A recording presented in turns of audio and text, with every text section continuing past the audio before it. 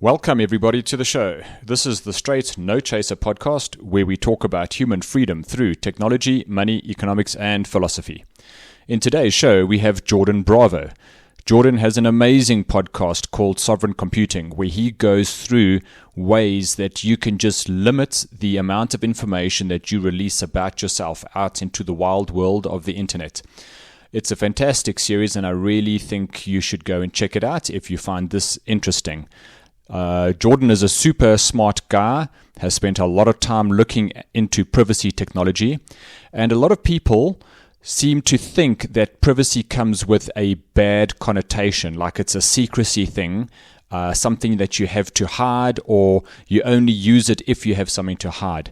But I think as you listen to Jordan speaking, you will soon see that it's really about just keeping your information to yourself, and you decide at what point you want to release information to somebody else and how much of that information you want to release. So, super interesting episode. Can't wait to get into it.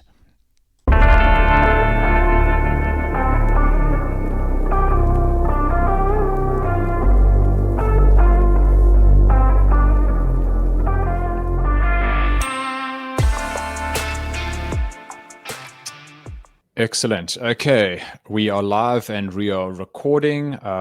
Welcome to the Straight No Chaser podcast. Today we're joined by Jordan Bravo.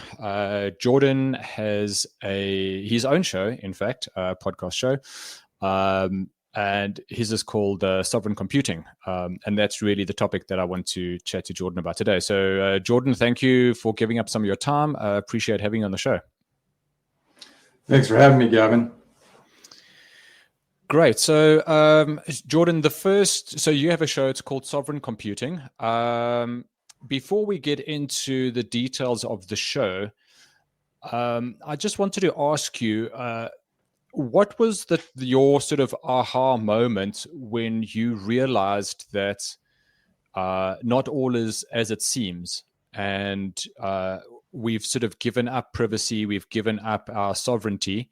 I'm just curious to hear what the moment was. Was it something you were always aware of, or did you have a point? Did you go down a path and suddenly realized you were not on the path you thought you were on? It was a gradual process, but I could think of several aha moments. One of them, and I'm probably not unique here, was the Snowden revelations in roughly 2013 or 2014, where we learned that the NSA and other intelligence agencies had a direct pipeline to the service providers and internet service providers, mobile service providers, and they were just listening to everything. Their motto was collect it all, and then they could go through it later. So that was shocking, of course, and felt like a real violation of privacy. And then as more and more data started to come out, I was originally a huge fan of Google, this up and coming company, and they did things right. They had nice UX, they were fast, and they were constantly churning out new products. Seemed like a great company. And I've always been a fan of technology, and so I was really into Google, and I was using Google everything. And then when these Snowden revelations came out, and then later more and more stuff started to come out about how Google was the reason they were providing these amazing products for quote unquote free is because they were using the vast amounts of user data that they were gathering to drive their advertising engines. And then kind of as a corollary, they were also piping all of that data to the NSA and other surveillance agencies. So the more I started to learn about this stuff, the grosser and grosser of a feeling I got when using my technology, because here I was thinking that I was interacting with an inanimate object where I'm able to put my thoughts down and do research just like you would in any other context. And instead, I'm learning that, all this time, everything that I've been doing has been monitored. And it just felt like a complete violation. And so I started to go down just pragmatic tips here and there. I would research for how to, at the time I was using Windows, and I would research how to, reduce the amount of telemetry that Microsoft is collecting, or how to turn off these things here and there. And it was a gradual process. I remember there was not spying on its users at all. It was a fairly private operating system. And over time, every time they would upgrade Windows and have a new version, there would be some new little bit of data gathering that they were doing on you. And even if you had changed that setting to make it more private, they would unchange it. So in that version upgrade, they would reverse the changes that you as the user made in order to add more data collection. And eventually it got to a point where it was such a constant effort to fight Windows against all that data collection that I said, there must be a better way. And so through some research, I discovered Linux as an alternative operating system. And as I started to use it, I immediately felt that sense of privacy back again, and feeling like I own this piece of equipment, this software, this hardware that I'm running the software on, and it's not acting against my interests. And so I think that was my evolution there. It was sort of multiple touch points, but a gradually increasing intrusion into our lives by technology run by third-party actors that don't have our best interests in mind. Yeah, okay, that's really interesting to hear that. I think I had a pretty similar experience in terms of I'm not really a developer myself. I don't consider myself a techie kind of a guy, but I do sort of enjoy technology. And I remember being like really enamored with technology. I remember as a kid, I was in primary school. My dad brought home they were called microcomputers then, I think, not even PCs, ZX Spectrum, Commodore 64, these kind of really old sort of first microcomputers. I don't know if you ever used any of them, or if I'm giving my age away here. Those were a little before my time, but because I'm such a computer enthusiast, I have studied some of the history of it, and so I'm familiar with those devices. Yeah. Okay. So, I mean, I remember my dad came home it was a Saturday morning. He came home and said, "Hey, check out this thing I just bought." And we sort of had to plug it into a TV. It didn't come with a screen of its own. And it had this sort of tape deck with audio cassette tapes that you had to upload your software or send the software into the computer via a tape deck. It was very, very basic. But I remember as things started improving, it was just amazing to see the sound quality getting better, the video quality getting better, all these cool things you could do. So yeah, technology is really an interesting thing. But I do agree with you that in the beginning, when you start getting these things given to you for free, I think Facebook was a little bit like that as well. They came along and it just seemed to be this cool little you log onto this website and they've got these funny little things. You can play a bit of a game. You can send a photo to a friend. You can connect your friends. And yet I don't know why it didn't occur to me at the time that this must be costing somebody a fortune, and how are they making money out of that? I guess you had the same realization, but what do you think it is about this kind of software that we seem to think that is okay to be free? We don't seem to think or we never used to. What was it that got us into thinking this is free and this is okay? I think it was just because we were trained that way. And by that, I mean, we're surrounded by all of these companies offering these great tools, and we see everybody around us using them and being productive and communicating with a wide group of people. It's not like these tools don't have upsides. I mean, they're huge benefits. So you see everybody around you using these tools and not mentioning any downsides or trade-offs, and you use it too, and you just assume, okay, everything is as it should be, and why would I think that anything nefarious is going on? You have to really be either an experienced software person or be a highly skeptical skeptically minded person to even doubt that there's something wrong there. So I think it's sort of the natural default state of us to just assume that it's okay. But then you have people who might be older, more experienced technology people, software developers, that kind of thing.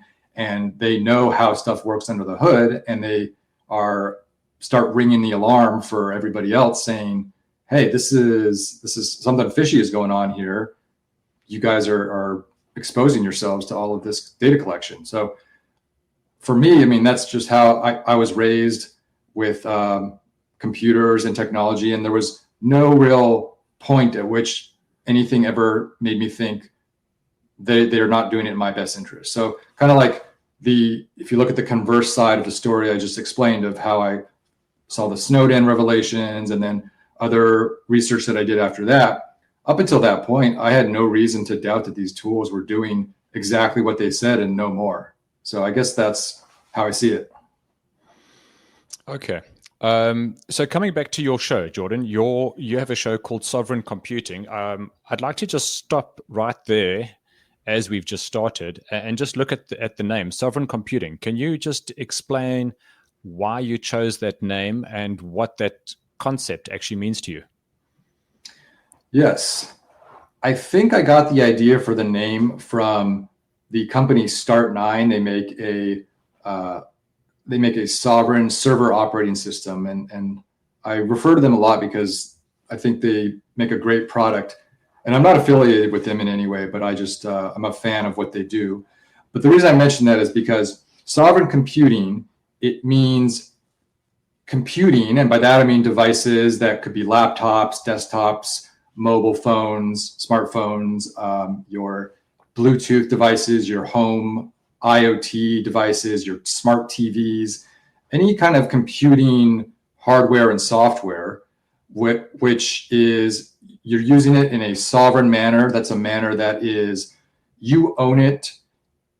It is not, you're not renting it from a third party, and it is not acting in a way that's against your best interest. It does what you tell it to do and nothing else. And it is not secretly sending your data away. It's not spying on you. It's not censoring you. It's not preventing you from using it in any manner that you want.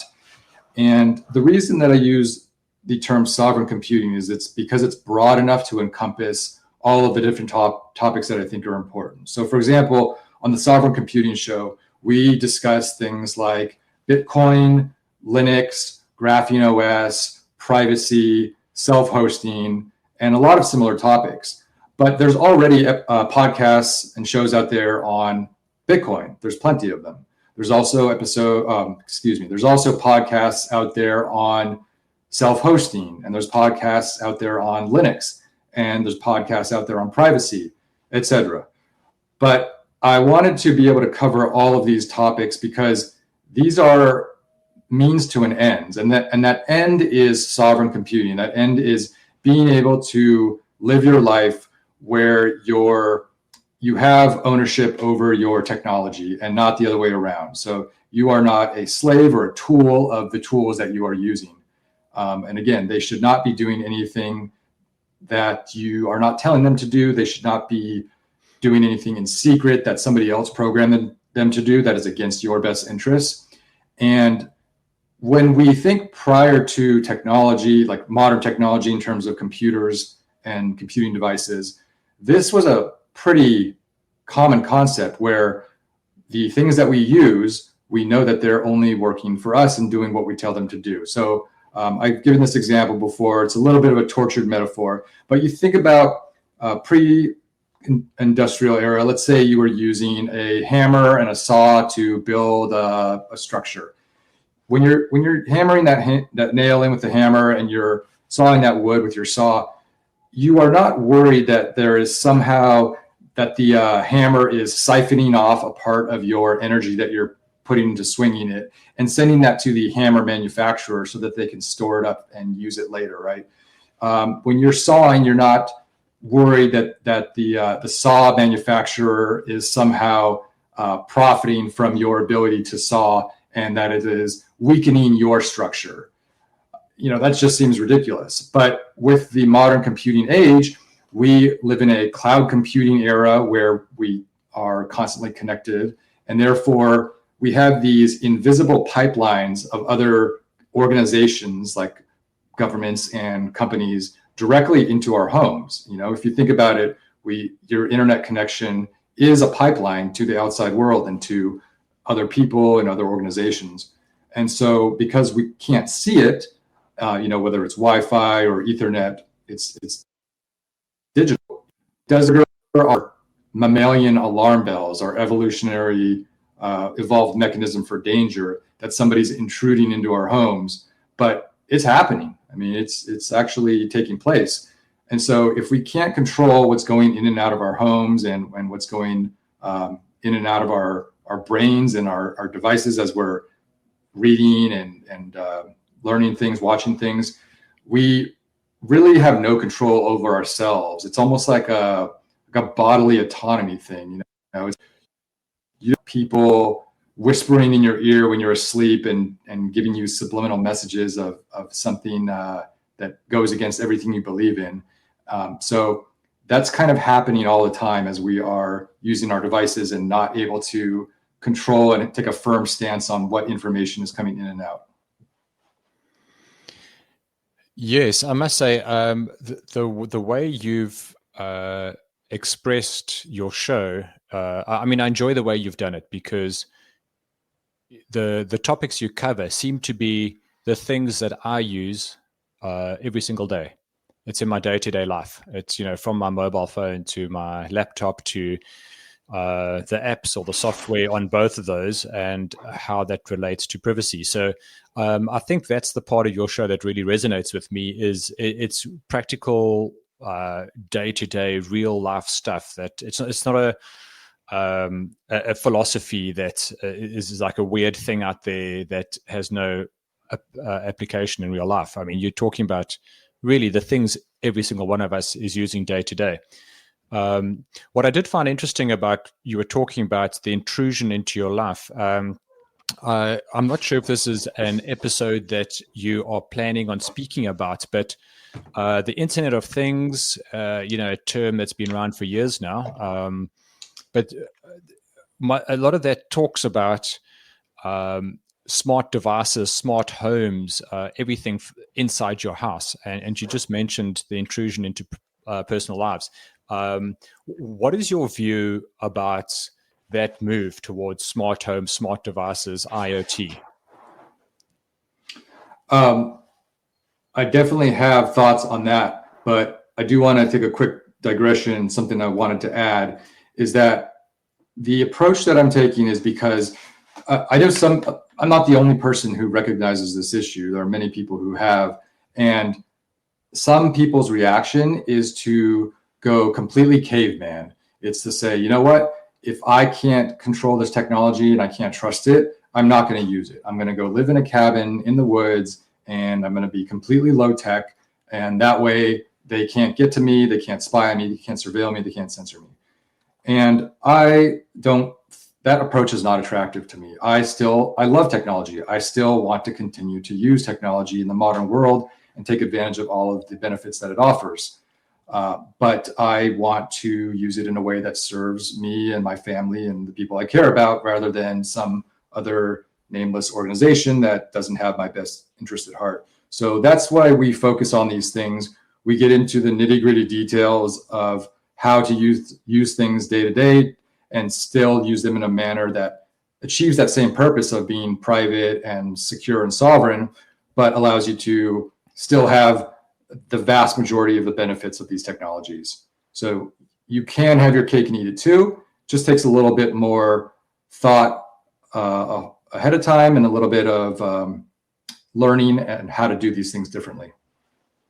And so to go back to your question about IoT devices, I think in a similar way that our standard computing devices, that would be in most people's minds, that's a laptop, a desktop, or a mobile phone. These things have become a bigger and bigger part of our lives and become more and more useful as general purpose computing devices. They've also, the companies that provide them have pushed more and more surveillance and control onto those devices over time. In that same way, I think we've seen a gradual increase in intrusiveness of these smart home and IoT devices. I'll give you a perfect example. TVs used to be dumb, quote unquote, before smart TVs. And that's where you just plug in your audio and video inputs into them, and they basically just act as a monitor. They're just piping in raw data, displaying it on the screen, and projecting the sound out of the speakers. However, now they are running an operating system that runs apps from, you might have streaming apps from places like Netflix and Apple TV and these kinds of things. And that means that these companies have put in their own software into that TV, and it now is doing all kinds of stuff that you have no control over. So instead of just doing what it's supposed to do, which is to display video and project audio, instead it is also monitoring what you watch and uploading that to Netflix and Apple and Hulu and all of those places so that they can run marketing campaigns on you and track your usage and all of that. What's even worse is that the hardware also has its own surveillance built into it. On a recent episode of the Sovereign Computing Show, we talked about a news item of how there is a firmware level surveillance mechanism now built into many smart TVs. In that episode, we go into details of how you can disable it. But one of the best things that you can do for any smart TV is to just not use the smart function. In other words, don't connect it to the internet. Just take your HDMI cable or whatever kind of audio and video input output device that you have attached and just plug it into the TV just like the good old days. And that's a surefire way to not be surveilled, because if you don't connect your smart TV or smart device to the internet, then it might be recording and keeping track of your usage habits, but it can't report that anywhere. It has no way of sending that back home to the mothership. So it's effectively cut off. And that's just like a quick and dirty tip for mitigating a lot of that surveillance in modern IoT devices. Okay, no, that makes a lot of sense. I mean, I don't have any IoT devices in my house, but I see adverts for smart coffee makers, and get your shower running while you 2 minutes away from home, and have your favorite song playing on the hi-fi or the stereo as you walk in the front door, and all these little conveniences that I suppose would feel kind of cool to experience it, but there is the other side as well. It's what's happening to the data. And I think that's what you are referring to here, just in that example of the smart TV. Yeah, there's definitely a trade-off, or trade-offs, plural. And in addition to the data collection, surveillance, I want to come at this from, I'm not a Luddite, and as I said, I love technology, but I have tried to use technology in a way that these companies sort of push, where it's like everything is connected all the time, and my shower is turning on to the right temperature and my coffee is going off.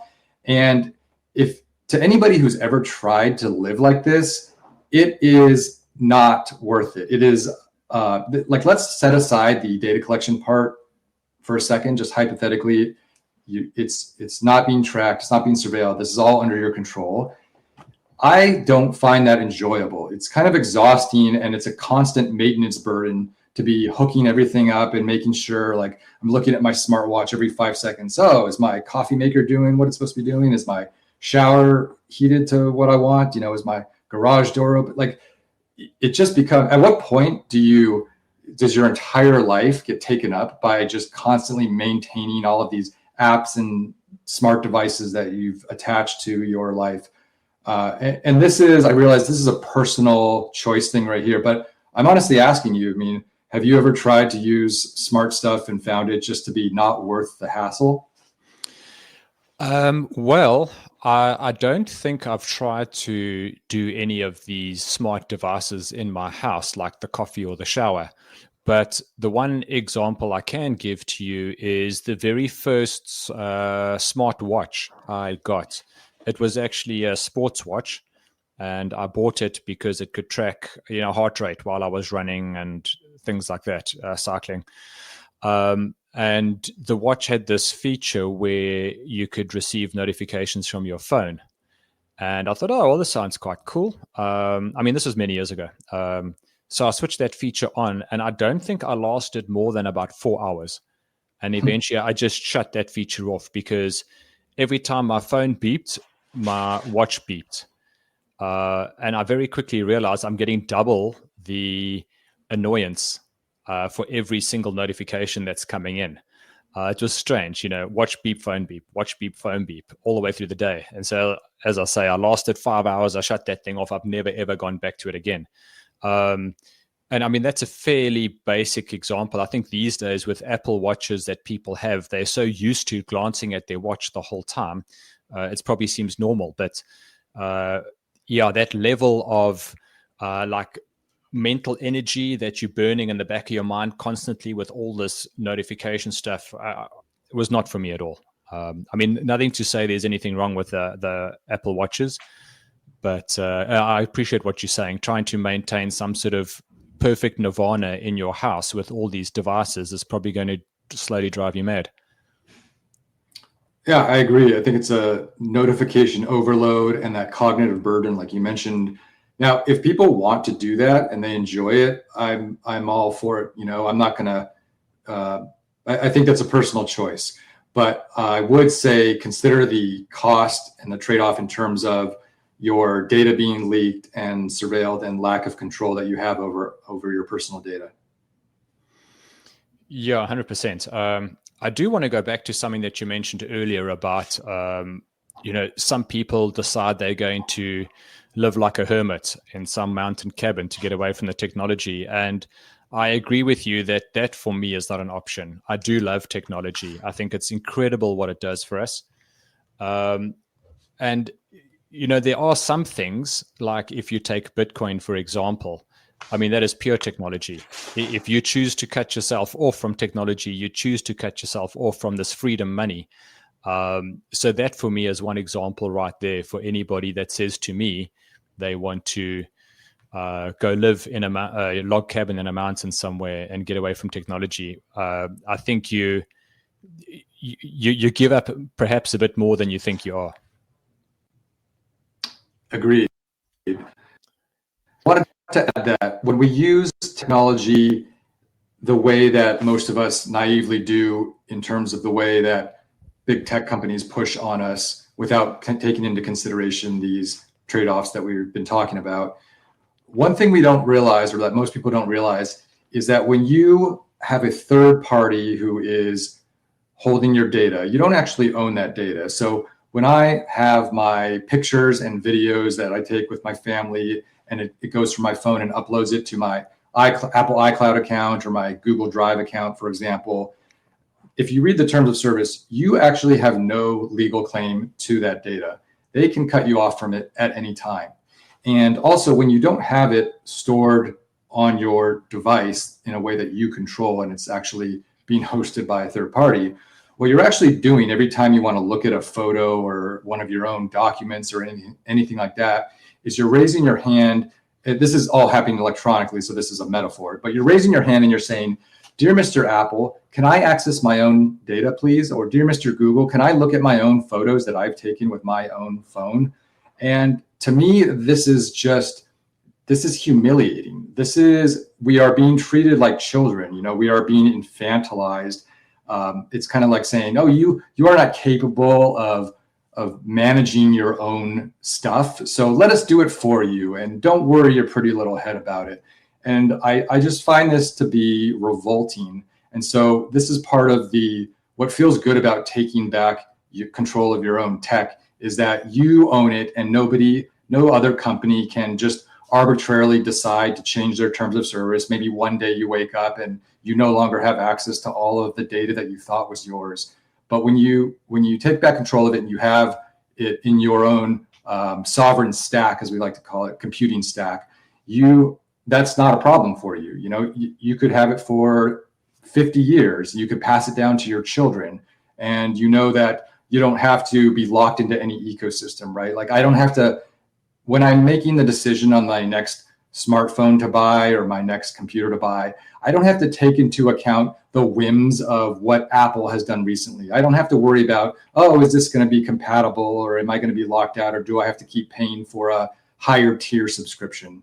No, all of that is just, it's gone, because you know that you own it and you have the final say in what happens to it.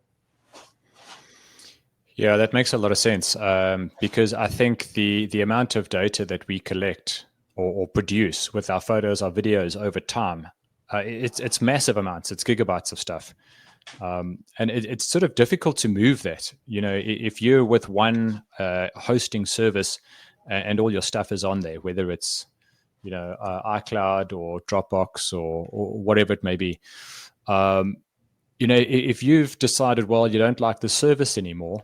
How do you actually, even just practically moving that to another service it's a nightmare. It's using massive amounts of bandwidth. It's going to take a long time to copy all that stuff over. And then I think the other thing is that you haven't actually removed it from the initial service that you were using. You've just made a copy onto a new service. So that data is still out there on the original service provider. It comes back to that, that it's saying about, once it's out there, it's out there. There's no way of ever getting it back. Is that something that you sort of talk to people about? Like, be careful what you put out there, because it's impossible to ever delete. 100%. And the unfortunate truth is that most of us have already put a lot of our data out there. However, I don't want to depress people and make them think it's hopeless. So I like to focus on the fact that you can reduce your digital footprint and you can stop leaking data into the future. Furthermore, there's not just the worry about some other company having your data, but going forward, you want to be able to control your data. So, for example, there's the whole surveillance risk and the downside of companies having your data, let's say your photos and your videos, just in terms of, we don't like other people to snoop into our private lives. But there's also the risk that they cut you off from that and you don't have it going forward.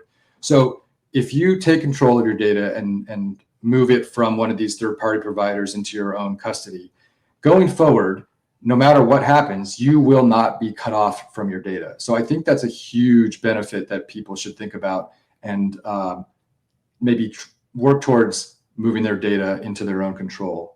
And I also recognize that this is a lot of work to do, especially if your entire day-to-day workflow is based on, let's say, Google or Apple, or you're using all of these third-party services.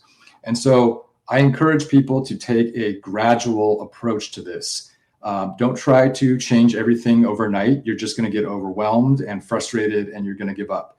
So what I say is, try to change one thing at a time, use it for a while, get used to it, and then move on and change something else. And then the next thing you know, over the course of months or maybe years, you will have removed yourself from the clutches of all these third-party nefarious services. So I like to say, my advice is to get started by going for the low-hanging fruit, taking a first step that's really easy to do, that can make a huge difference in your life. And my recommendation would be, if you don't already use a password manager, then start using one. My favorite is Bitwarden, but there are many others available. And once you start doing this, you no longer have to try to keep a million different passwords and login information in your head. You just remember one master password and that you don't have uploaded anywhere. You only need to know that one. And then your password manager will keep track of all of your logins and passwords for you.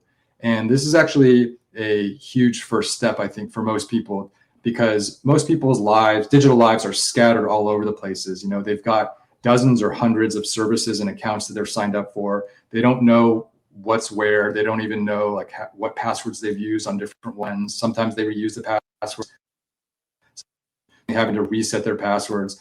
So I think starting with a password manager is a great first step for people to take charge of a little bit of their digital lives. Yeah, actually, I really appreciate what you said there earlier about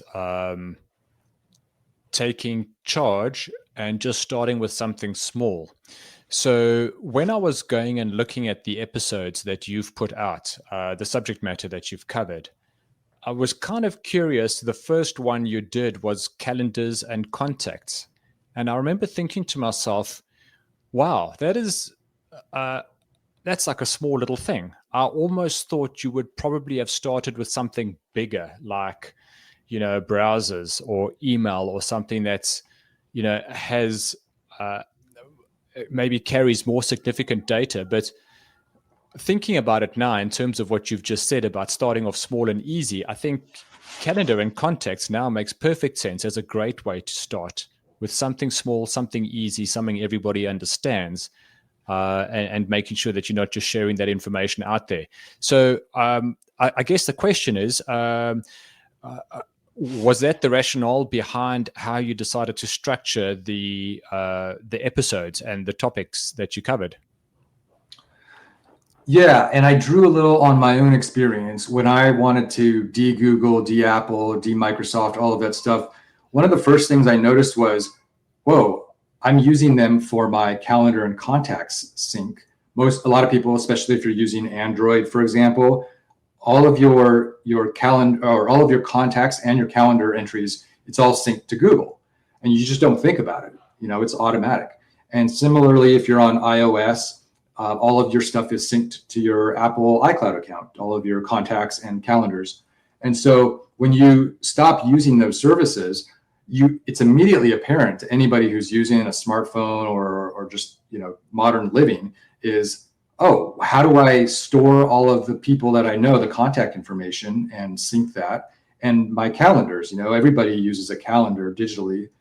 So this is if you don't have a solution to that when trying to move away from these services, that would be a barrier to entry. It would be a non-starter for most people.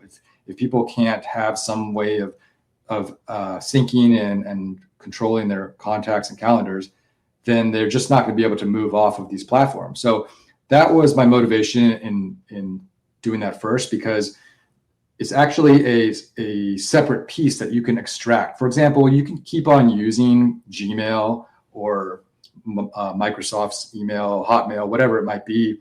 But if you move your calendars and contacts into something more sovereign, then that's like a good first piece that you've done, and you can get used to that workflow. You can still set appointments and contact your friends and family, but you can kind of get a taste for what it's like to not be stuck with one of these big providers. Okay, so when it comes to you've got your work life, you've got your personal life, and obviously, many companies have their software that they want you to use, and you're probably limited in what you can do about moving away from that. So what is your advice to people into how to separate the two? Well, I think most people already have some separation between the two, because sort of out of necessity, right? Like if I'm working for a company and they give me a laptop, and it's running Windows and Outlook and those kinds of things that we use for the company. Typically, the company policy is I'm not allowed to use the laptop for personal reasons. So I think a lot of people are used to that sort of separation right there. But you can certainly use two different things. I'll give you an example. My company that I work for uses Google as like a Google business account. So for our calendars and our meetings, we use Google. And so I have a separate browser that I sign into that keeps the cookies, keeps me signed in when I want to do like a Google meeting. And then for the calendar, I have the separate calendar feed plugged into my calendar app. But I also have my personal one, and they can exist side by side without conflicting with each other.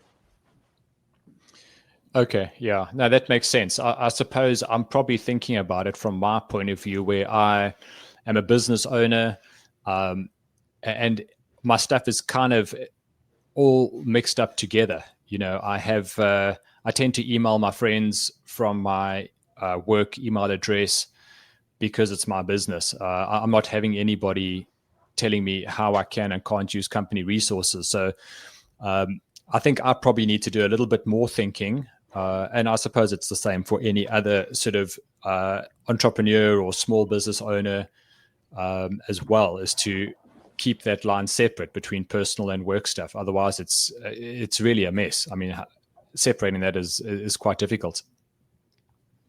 Yes, and also you are in the fortunate position where you, as your own boss, you get to decide what technology you use, and so you aren't necessarily stuck with using one of these big tech providers that's nefarious. So you can actually choose for your business a lot more sovereign software stacks. There's a ton of good options that are available for businesses to use that are more sovereign. It doesn't have to be only for individuals.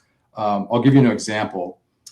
In Germany, the German government and large parts of the German economy, businesses have switched over to using a Nextcloud as their sort of office and productivity suite. They moved away from Microsoft 365 and Google's Business Suite. This was a couple of years ago, and there was news articles about it. But they made that choice, and they operate their country with no more greater or lesser issues than any other country that's using a Microsoft or a Google type solution. So these solutions do exist out there.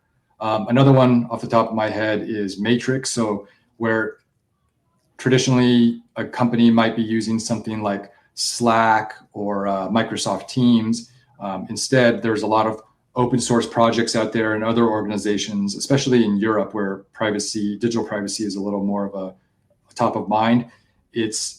Matrix is used as an enterprise solution. So there's certainly there's a large amount of solutions out there for businesses, and I like to cover that in the Sovereign Computing Show as well.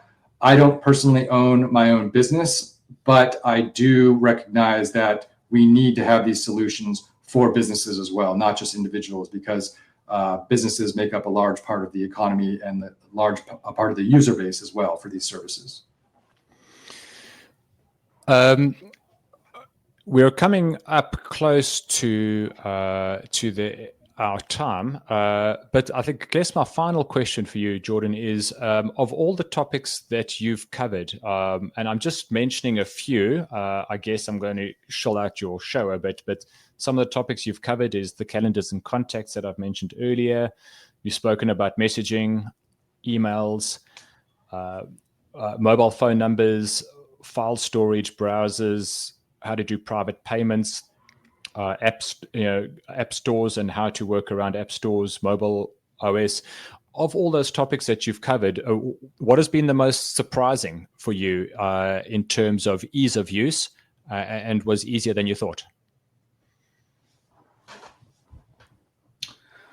I would say the mobile operating system episode. I talk about using more private operating systems on your smartphone.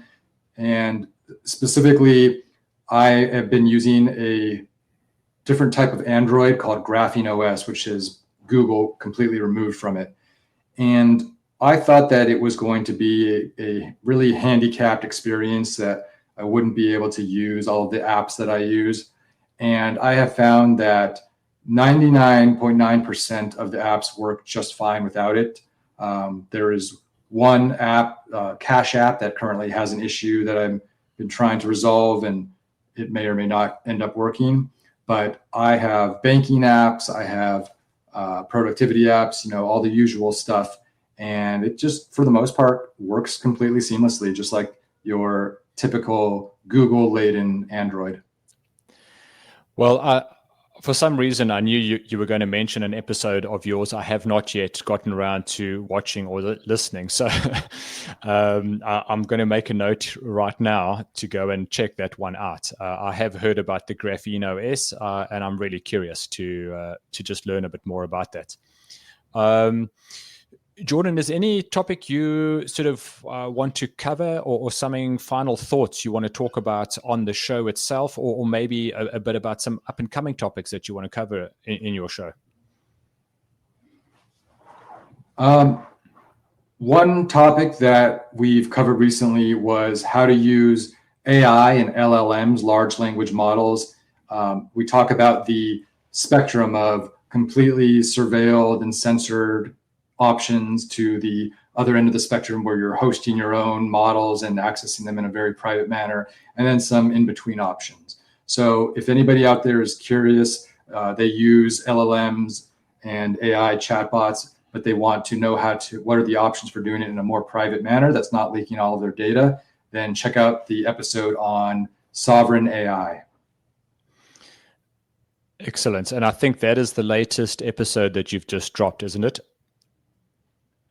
I believe so. It might be 2 episodes ago, but I'd have to double check. But the show is called the Sovereign Computing Show, and I am currently fixing an issue where it's not searchable in the Apple App Store. But if you search for Sovereign Computing and you don't see the show pop up, check out the ATL BitLab podcast. That's ATL space BitLab, BITLAB, and that will get you to the proper feed. Excellent. Jordan, if anybody wants to ask you some questions, pick your brain, that kind of a thing, what would be a good way for anyone to reach out to you? You can email me at the show at sovereign@atlbitlab.com. That's SOVEREIGN @atlbitlab.com. And I will read your feedback. If you want me to keep it private, just let me know in your message. If you think it's okay for me to read your feedback on the show, then let me know and I will do that as well. Awesome. Thank you, man. Jordan, appreciate your time. It has been so great talking to you. I love your show. I've learned so much from it, and I look forward to every episode. It does sometimes take me a week or two to catch up on some, but it's definitely one of the podcasts I always listen to. So appreciate your time. Thanks for coming to the show. Yeah, thanks for having me.